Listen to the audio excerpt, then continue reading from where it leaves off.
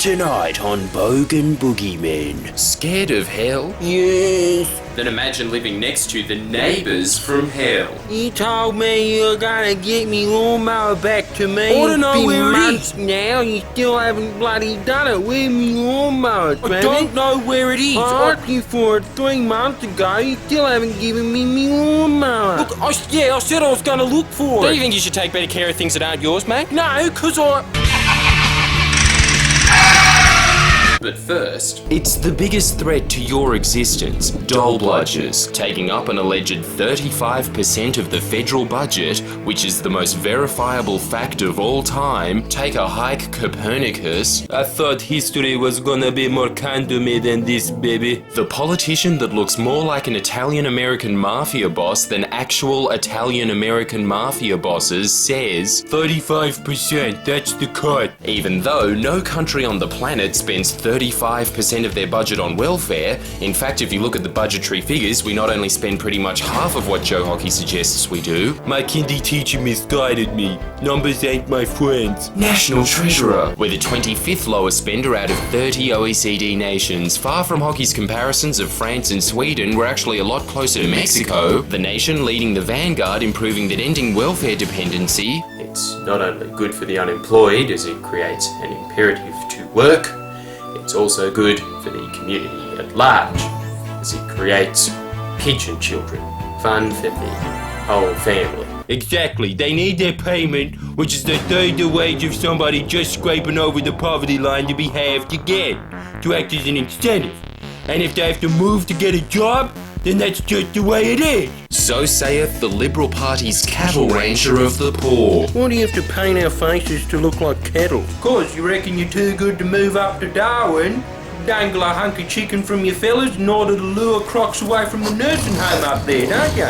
Yeah, ain't gonna cost me a lot of money to move up there for a part-time position. I don't care about your inconveniences, mate. I'm not spending 0.5% of my taxes to help you find a job you don't absolutely despise waking up to for the rest of your very short, in the grand scheme of things, cosmic miracle of a life, which if you believe in most religions, you only get one shot at. This is it. When right now, there's a job for you as a Moroccan food delivery man for crocs, and you only have to remember to bring one meal, chicken and nuts, and you're still not doing it. There's a word for what you are: selfish. All 1.8 million people that are either unemployed or underemployed in this country, competing for an average 150,000 jobs on offer throughout the entire continent at any given time, leaving a minute 1.65 million people who numerically can't get a job to listen to the advice of Federal Minister for Employment, Colonel Klink, who believes he's discovered the long thought to be mythological antidote to this task, which is, cannot stress this enough,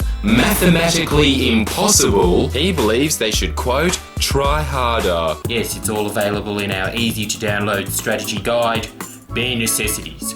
You already live a bare existence, now live a bare existence. Step 1. For surviving 6 months of the year without cash. Forget about your worries and your strife. Step 2. Hibernate through the winter. An unfortunate compromise resulting from a welfare system that is unsustainable in its current form and not well targeted to those that really need our assistance. Where the unemployed, Austudy, Abstudy and youth allowance combined cost the taxpayer $6 billion a year, which coincidentally is the exact same figure in new incentives and tax credits the very man who made that statement gave the corporate sector in his very first budget, forcing the main character from The Knowing, Joseph Kosler, to mumble, "It's all a coincidence. Shit just happens," until his eyes begin to wince as he looks up at the heavens and realizes It is connected. There's a reason for everything after all. when he discovers that Mr. Hockey, who relentlessly proclaims himself to be an advocate for a fair and comprehensive support system for those who are most vulnerable, conveniently continually forgetting to tackle the staggering cost of welfare when it comes to corporate welfare, where Mr. Hockey's only action in Parliament that even relates to the shocking cost of corporate handouts is to water down measures introduced by the previous government. government in a country that is internationally known as a paradise for white-collar crime,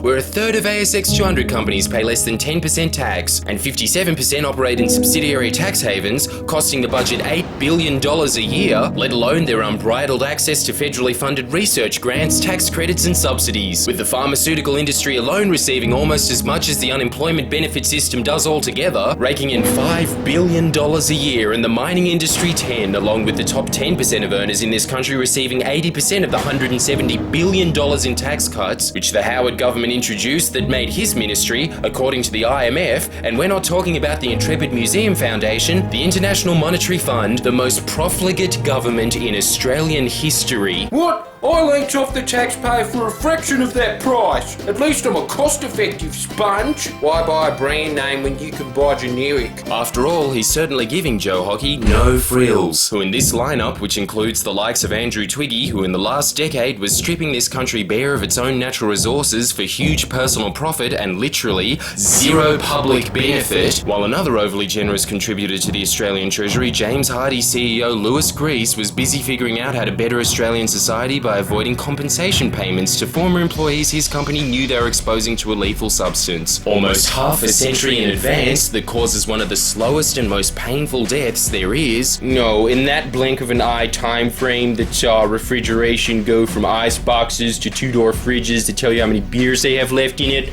we didn't have time to relay the message that asbestos causes mesothelioma. We had to restock the fridge with beers. Obviously, the person who deserves your complete and utter disdain for leeching off the taxpayer is Ilya from Logan, who in that same decade of intergenerational robbery and unfathomable evil in the pursuit of profit, which you paid for as the government had to pick up the slack for compensation payouts, Ilya from Logan was doing literally nothing. That's why Ilya doesn't deserve a single penny, because he didn't go out there and make something of himself. It's for this reason, giants, comprising of weak and defenseless materials like glass and steel, need the government's support in Creating the sort of stability and certainty that breeds confidence, as confidence breeds prosperity. Makes sense, yeah. as does the government's strategy for breeding confidence in those made of the most indestructible substance there is, flesh, where they feel it necessary to replace stability with an earthquake, making the lives of the unemployed so shaky and uncertain they're considering renaming the Department of Human Services Forbidden Bridge, the department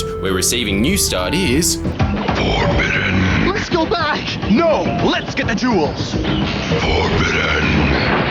The game's Forbidden Bridge. Dare to cross Forbidden Bridge. But if the angry idol shakes it, you can fall to your doom. First to grab the idol's jewels and get to safety wins. But beware, Forbidden Bridge is Forbidden. Forbidden.